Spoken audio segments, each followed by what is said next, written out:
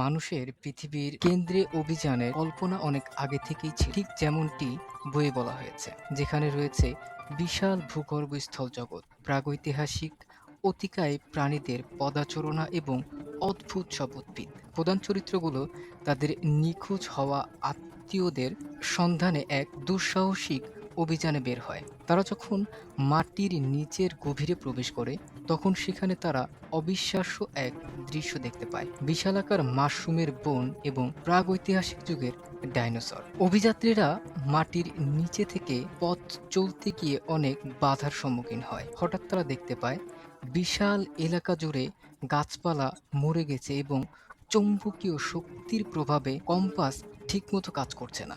এরপর তারা একটি পুরনো খনি খুঁজে পায়, যেখানে রেল লাইন পাতা ছিল। সেখানে তাদের অনেক বিপদের মোকাবেলা করতে হয়, এমনকি প্রাণঘাতী ডাইনোসরের হাত থেকেও বাঁচতে হয়। ভূগর্ভস্থ নদীর উত্তাল ঢেউয়ের স্রোতে তারা তাদের নৌকা হারায়, কিন্তু শেষ পর্যন্ত তারা এক অদ্ভুত পাথুরে সৈকতে পৌঁছায়। মাটির নিচে সেই অদ্ভুত জগতে তারা অদ্ভুত সব প্রাণী এবং বিপদের সম্মুখীন হয়। একদিকে যেমন তীব্র গরম আর অগ্নিগিরির ঝুঁকি ছিল, অন্যদিকে ছিল বিশাল সামুদ্রিক দানবের আক্রমণ। তারা দেখতে পায় তাপমাত্রা দ্রুত বাড়ছে এবং শীঘ্রই তা অসহনীয় পর্যায়ে চলে যাবে।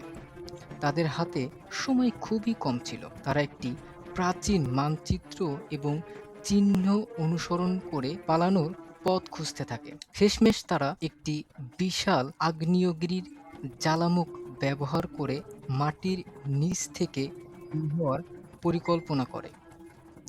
উত্তপ্ত লাভা এবং পানির তীব্র চাপে তারা উপরের দিকে নিক্ষিপ্ত হয়। অনেক ঘাত প্রতিঘাত সহ্য করে এবং জীবনের ঝুঁকি নিয়ে তারা শেষ পর্যন্ত পৃথিবীর উপরিভাগে ফিরে আসে। পৃথিবীর উপরিভাগে ফিরে আসতে সক্ষম হয়। তাদের এই যাত্রা শুধু একটি অভিযান ছিল না, বরং ছিল একটি টিকে থাকার এক অসাধারণ লড়াই। ফিরে এসে তাদের স্বাভাবিক জীবনে ফিরে যায় এবং এই অবিশ্বাস্য অভিজ্ঞতার গল্প সবার কাছে স্মরণীয় হয়ে থাকে।